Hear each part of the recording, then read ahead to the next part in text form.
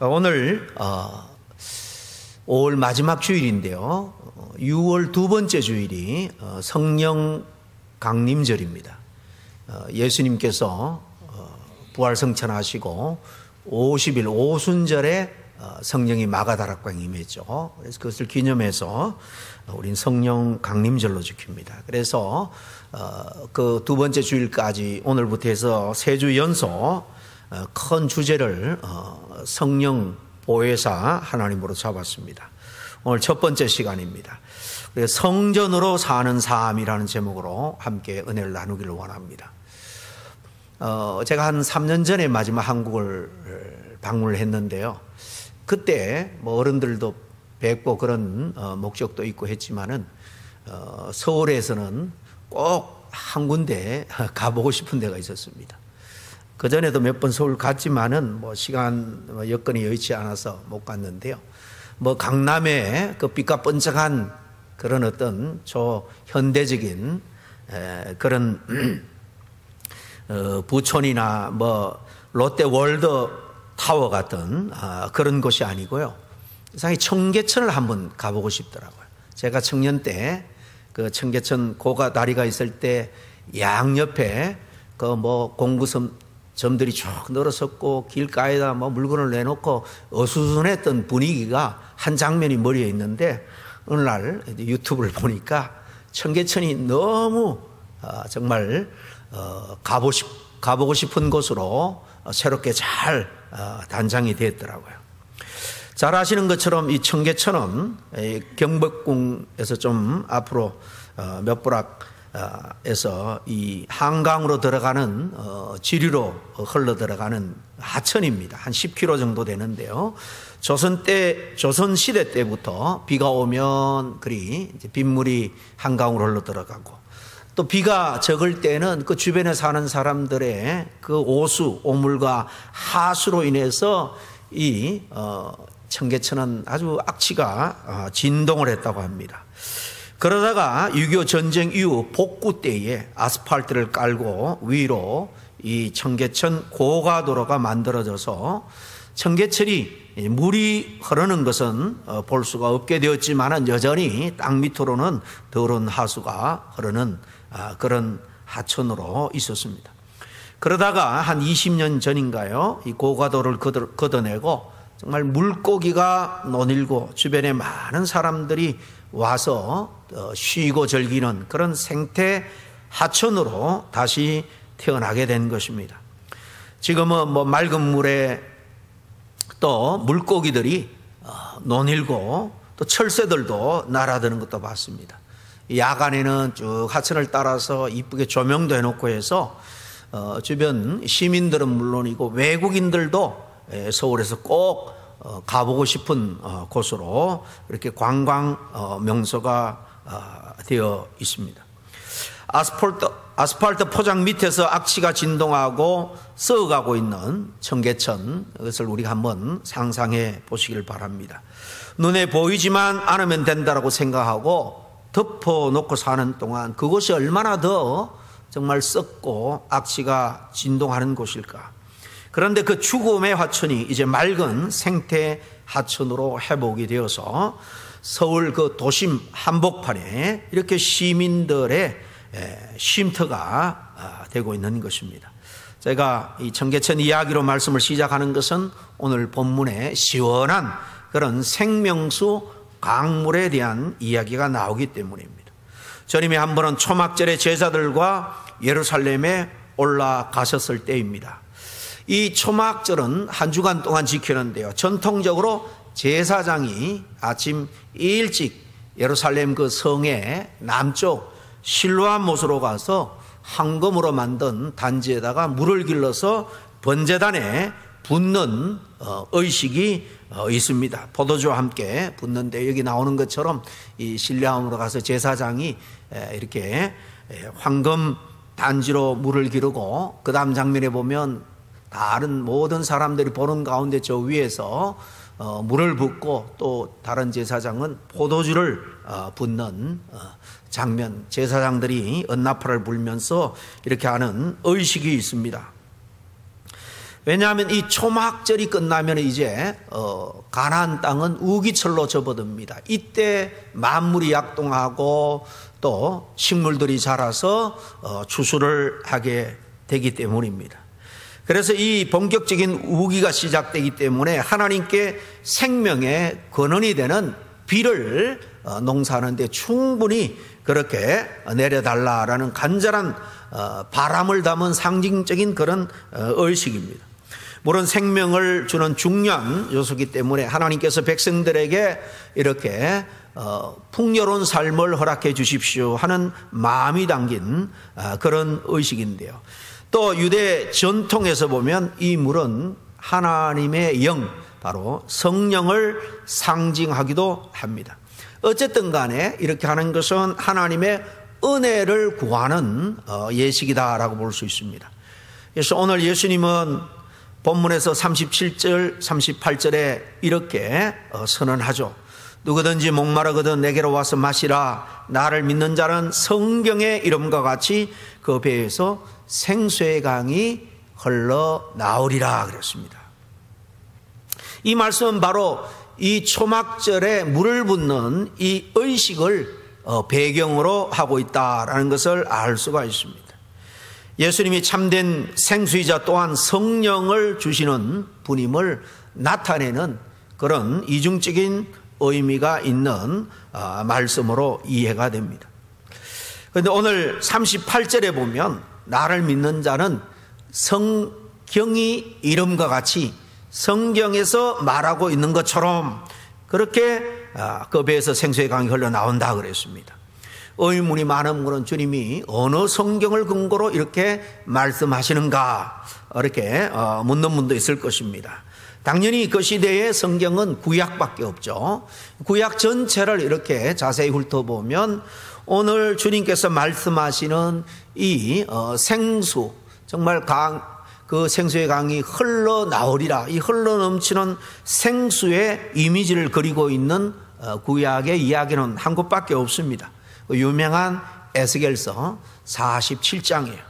앞절에 1절부터 쭉 나옵니다만 이 에스겔은 우리가 잘 아는 것처럼 유다 그 조국이 바벨론의 침공을 받아서 폐허가 되고 제사장과 또 지도자들이 많이 정말 바벨론의 포로로 잡혀가 있던 그런 시기에 하나님의 성령의 감동을 받아 그가 하나님의 사람, 하나님의 예언자가 된 겁니다.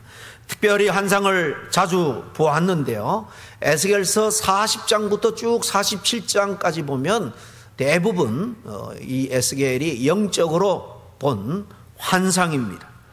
장차 조국 유다가 하나님의 은혜 가운데 회복될 것이다 라는 그 비전을 담고 있는 환상을 주로 봅니다.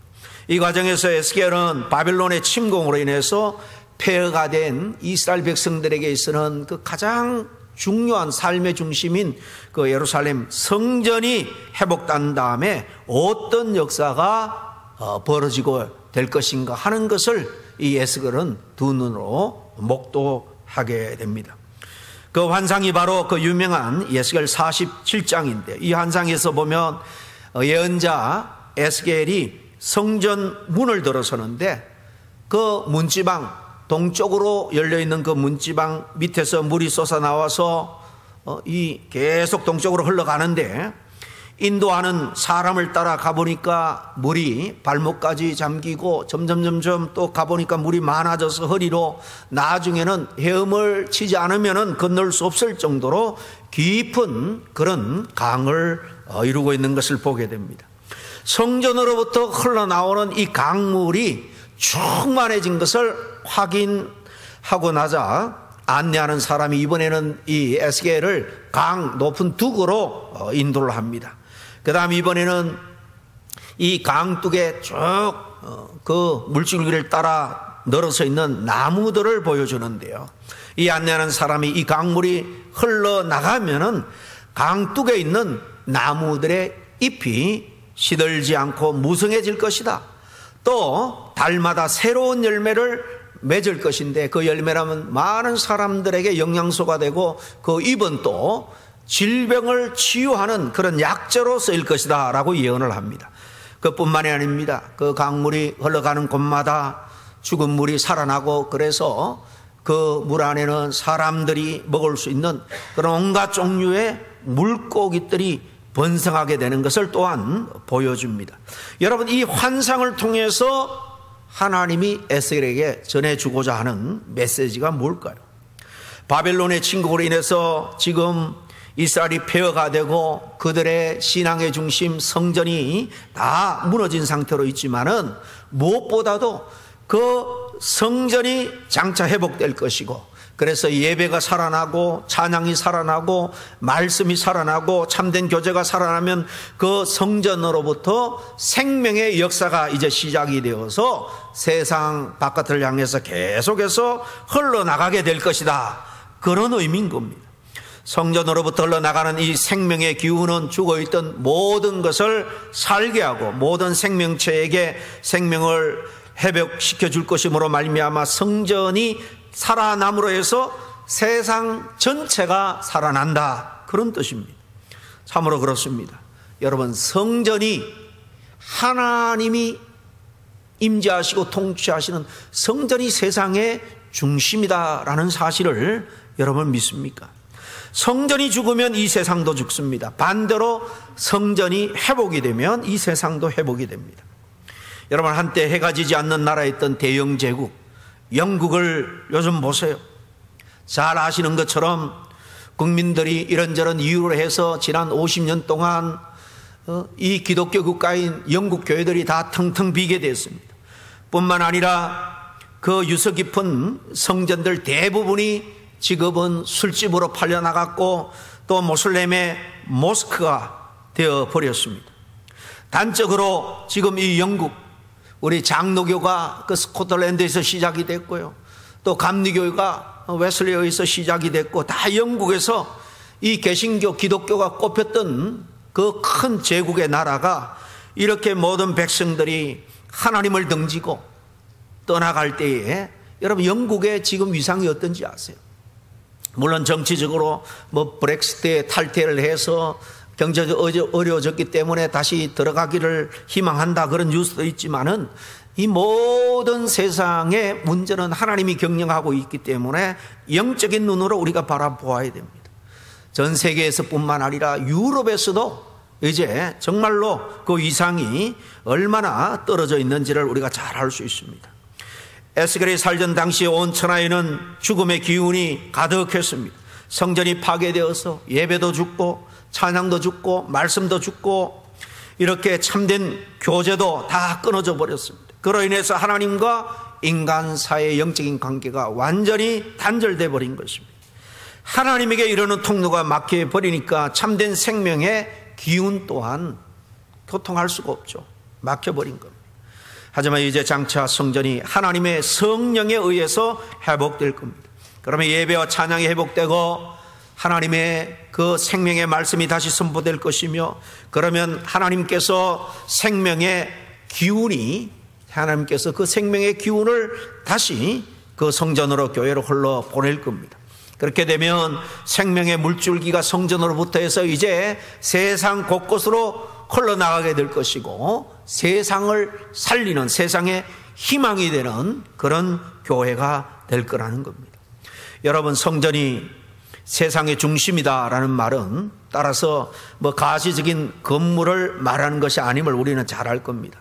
성전은 하나님을 만나는 것입니다. 따라서 성전이 하나님의 중심이다, 이 말은 하나님과의 만남, 하나님과의 그 관계가 바로 삶의 중심이다, 그런 의미입니다.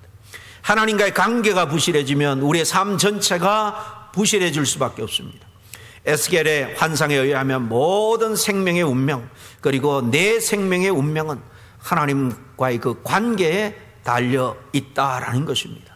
여러분, 이 사실을 우리는 꼭 기억을 해야 됩니다.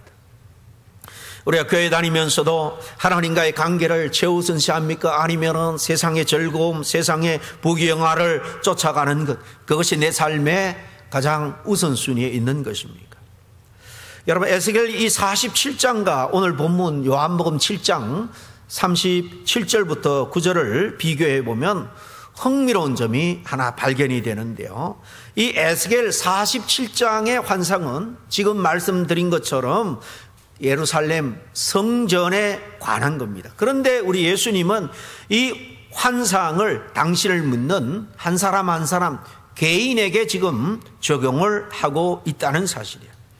38절 다시 보면 나를 믿는 자는 성경이 이름과 같이 그 배에 생수의 강이 흘러나오리라. 나를 믿는 자는.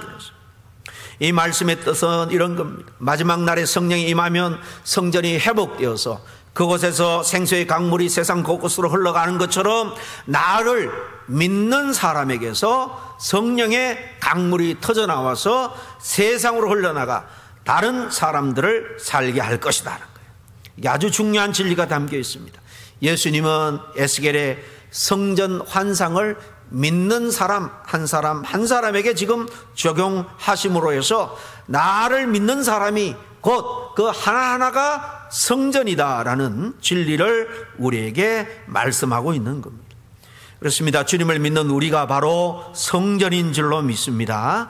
에스겔이 본 환상에서 성전 문지방에서 생명수 강이 밖으로 흘러나오듯이 예수 그리스도를 믿는 우리 성도 한 사람 한 사람에게는 예수님으로부터 성령의 생수가 흘러 들어와서 우리가 충만한 은혜를 받고 그리고 우리가 또 그 생수를 밖으로 흘러내보내야 하는 것입니다. 예수님을 믿는 우리 안에는 생명수가 항상 흐르고 있어서 누구를 만나든지 또 내 속에 흐르는 그 성령의 생수로서 사람들을 살게 할 수 있어야 한다는 것입니다. 여러분 이것을 우리는 꼭 기억해야 됩니다. 예수 그리스도를 진정으로 여러분의 정말 주님으로 믿는다면 우리가 바로 걸어다니는 주님이 임재하고 성령이 임한 성전이 되었다라는 사실도 우리는 늘 믿고 살아야 되는 겁니다. 이 사실을 또 믿는다면 우리는 당연히 성전으로서의 구실을 제대로 해야 합니다. 우리 안에 있는 성령의 생명수가 우리 밖으로 흘러 넘치게 해서 다른 사람을 살려야 한다는 거예요. 그러므로 생명의 강물을 흘러보내어서 모든 죽어 있는 것을 살게 하고 모든 생명체로 하여금 잎을 내고 꽃을 피우고 열매를 맺게 해서 황무지를 낙원으로 변모하게 하는 그 놀라운 비전을 우리가 마음에 품고 살아야 됩니다.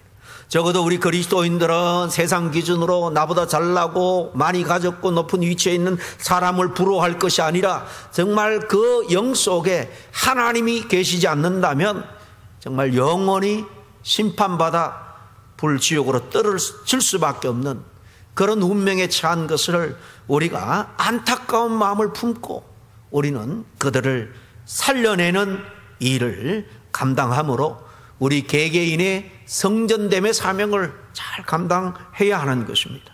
여러분 의심하지 말기를 바랍니다. 믿는 우리 안에는 성령의 생수가 이미 흐르고 있습니다. 주님이 약속하셨습니다. 우리가 믿을 때 성령이 우리 안에 임재하시는 거예요. 그 생수를 다른 사람에게 보낼 때에 그들에게도 이 생명의 역사가 일어나게 된다는 사실 또한 우리는 믿어야 됩니다. 다른 사람을 살리는 일, 바로 그 일을 위해서 저와 여러분을 먼저 주님이 부르신 거예요. 그리고 주님께서 성령의 능력을 우리에게 부어주셨는데 정말 그 능력으로 우리는 우리의 사명을 감당해야 되는 것입니다. 이 능력은 우리가 열심으로 노력해서 우리가 준비해서 가진 능력이 아닙니다. 우리 주 예수 그리스도께로부터 흘러 들어온 능력이죠. 우린 그 능력이 우리 안에 고여 있게 해서는 안 되고 우리 밖으로 흘러 나가도록 해야 됩니다. 이런 강물이 세상 곳곳으로 흘러나가는, 그래서 메마른 그 땅에 정말 풍성한 곡식의 열매를 맺는 장면을 한번 상상해 보시길 바랍니다. 이스라엘 그 메마른 사막에 기부처가 여기저기 개발이 되어서 정말 물을 끌어와서 풍성한 그런 들판을 만들고 있는 그런 장면을 많이 보셨을 겁니다. 여러분 상상이 안 되는 분이 있는지도 모르겠습니다. 이번에 우리 소망의 회원들과 딸기밭에 소풍을 갔습니다. 그 넓은 들판에 딸기가 그냥 골고루 쭉 심겨져 있는데 딸기가 아주 풍성하게 잘 자라 열매를 맺고 있었습니다. 주변에 둘러봐도 이렇게 물을 끌어올 만한 곳이 없는 것 같더라고요. 그런데 보니까 이 한쪽에 이 골골마다 고무호수로 물을 다 대어 그렇게 농사를 짓고 있는 것을 봤습니다. 여러분, 큰 펌프로 멀리 있는 물을 끌어와서 그 골골이 그 생수 같은 물을 대일 때에 그렇게 풍성한 열매를 맺게 되는 것입니다. 주님께서 우리에게 원하시는 일은 우리 안에 흐르는 생명수를 다른 사람에게 흘러가게 하라는 거예요. 고무호수를 대고 사람에게 물을 뿌리라, 그런 말은 결코 아닐 거예요. 다른 사람과 함께 있으면서 내 속에서 흘러 넘치는 그 성령의 은혜, 그 생수가 다른 사람들에게 서서히 스며들도록 하라는 것입니다.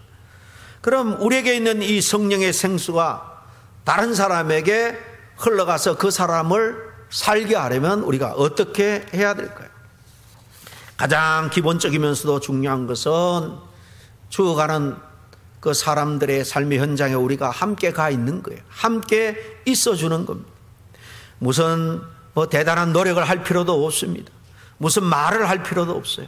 함께 있어주면 힘들고 어려움 가운데 있는 사람에게 우리 안에 있는 성령의 생수가 그 사람에게 스며들게 되는 것입니다. 내게는 나눌 생수가 전혀 없는데요. 여러분, 걱정하지 마시길 바랍니다. 내가 작은 예수의 제자로 살아가고 있다라면 우리 얼마든지 함께 있으므로 주님의 향기를 풍기는 사람이 될 수 있습니다. 그리고 그렇게 할 수 있다는 믿음으로 사람과 함께 있을 때에 주님으로부터 흐르는 성령의 강물은 우리 안에도 더욱더 풍성하게 불어나게 되고 또 흘러넘쳐 다른 사람에게 선한 영향을 끼치게 될 것입니다. 걱정도 하지 마시고 의심도 하지 마시고 여러분이 필요한 사람에게 또 여러분이 필요한 그 곳에 그냥 주님의 제자로 있기만 하면 되는 겁니다.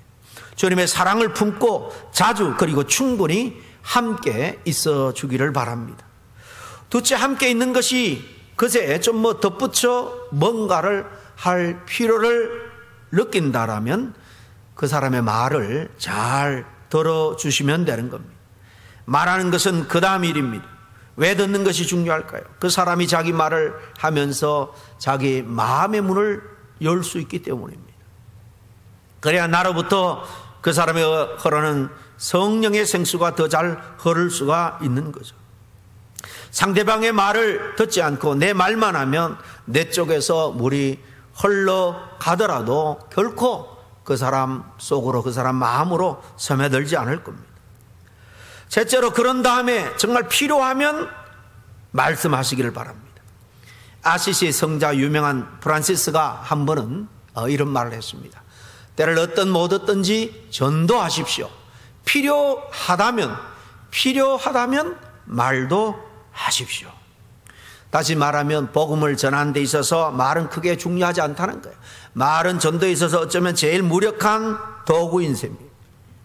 하지만 잘 사용되는 말은 복음을 전하는 데도 큰 도움이 될 겁니다. 그래서 베드로 장로는 베드로전서 3장 15절에 우리에게 이렇게 말합니다. 너희 마음에 그리스도를 주로 삼아서 거룩하게 하고 너희 속에 있는 소망에 관하여 이유를 묻는 사람들이 있다면 대답할 것을 항상 준비하라. 그리고 온유와 두려움으로 준비한 것을 전하라라는 것이죠. 에베소서 4장 15절에도 보면 오직 사랑 안에서 참된 것을 하여, 그런 말씀이 있습니다. 이 말은 다른 뜻이 아니에요. 참된 것을 한다라고 번역을 했지만은 진리를 말하여, 그런 말입니다. 사랑으로 진리를 말하라, 그런 의미입니다. 말하되 진실된 말, 진리의 복음을 온유로 겸손하게, 그리고 상대방을 사랑하는 마음으로 하라라는 말입니다. 이렇게 하면 우리 속에 흐르는 성령의 생수가 다른 사람에게 흘러 들어갈 수 있을 것이고, 그 성령의 생수가 그 사람을 일으켜 세울 것이고 살아나게 할 겁니다. 이게 바로 우리가 성전으로서의 삶을 사는 것입니다. 우리 각자가 진정으로 성전으로서의 삶을 살아갈 때 우리 교회 전체가 에스겔이 예언한 바로 그 풍성한 은혜가 넘치는 주변을 살리는 성전이 될 수 있을 것입니다. 성전은 건물만으로 성전이 되지 않습니다. 마찬가지로 교회도 건물만으로 교회가 되지 않죠. 교회는 건물을 가리키는 것이 아니고 바로 그 안에 믿는 성도들의 공동체다 하는 사실을 우리는 너무나도 잘 압니다. 예배당 건물 없이도 얼마든지 교회가 존재할 수 있습니다. 우리 범행임 한인 장로교회는 이 건물이 아니라 우리 교회에 속한 성도 한 사람 한 사람을 가리키는 말이에요. 그렇기 때문에 우리 각자 그리고 우리 모두가 참된 성전으로서의 삶을 살지 않고는 생수의 이 샘물, 이 강물을 세상 속으로 흘려보내는 사명을 제대로 감당할 수가 없는 것입니다. 우리 교회가 설립된 지 38년이 지금 넘어가고 있습니다. 우리 교회가 교회로서 사명을 잘 감당하기 위해서 외적인 그런 성장보다 성도 한 사람 한 사람이 성령으로 충만해서 선한 영향력, 생명력을 소망 없는 우리 주변 사람들에게 계속 흘러가게 해야 하는 것입니다. 교인 숫자가 더해지고 교회 시설을 더욱 안락하게 하는 것으로 충분하지 않은 것입니다. 심지어는 아무리 감동적인 예배를 드리고 또 심도 있는 깊은 성도의 교제를 나누고 헌신적인 그런 봉사가 있다 할지라도 그것만으로 충분하지 않습니다. 그 모든 것이 있어야 되겠지만은 영혼을 살리는 생명력이 교회 문을 통해서 우리 주변으로 세상으로 계속 흘러내 보내야 하는 것입니다. 하나님께서 우리 교회에 부어주신 이 생명의 영을 흘려보내심으로 인해서 죽어있던 사람들이 살아나고 절망 가운데 있던 사람들이 소망으로 일어서고 살 이유가 없던 사람들에게 살 이유를 알게 해 주어야 하는 것입니다. 이럴 때 진정으로 주님이 기뻐하는, 정말로 주님이 기뻐하는 성령이 충만한 교회가 될 수 있을 거예요. 이것이 주님이 우리 교회, 우리 한 사람 한 사람에게 원하신 일인 것입니다. 이제 우리 모두가 정말 주님이 성령으로 임재하시고 또 역사하시는 그런 거룩한 성전으로의 삶을 온전히 살아드릴 수 있는 저와 여러분 모두가 될 수 있기를 주의 이름으로 간절히 축복합니다. 기도하겠습니다. 하나님의 은혜를 감사합니다. 부활 성천하시되 우리를 고아처럼 내버려 두지 않고 늘 함께 우리에게 생명력을 공급하고 또 하나님의 뜻을 함께 이루어갈 성령의 큰 은혜와 능력으로 우리에게 축복해 주시는 주님의 은혜를 생각하며 무엇보다 먼저 감사를 드립니다. 주님 약속하신 성령으로 우리를 충만케 해주시고 우리가 세상에서 어떤 사람 만날지라도 어떤 일을 할지라도 정말 성령의 그 향기가, 은혜가 우리를 통해서 흘러나오게 하시고 말없이 잠잠히 우리 주변에 스며들게 주님 도와주시옵소서. 우리 교회는 우리 한 사람 한 사람이 걸어다니는 성전입니다. 함께 또 공동체로서 힘을 합해서 교회의 사명, 정말 생명의 그 귀한 은혜와 능력을 우리 주변의 세상에 흘러가게 하는 교회가 되게 주님 도와주시옵소서. 예수님 이름으로 기도하옵나이다. 아멘.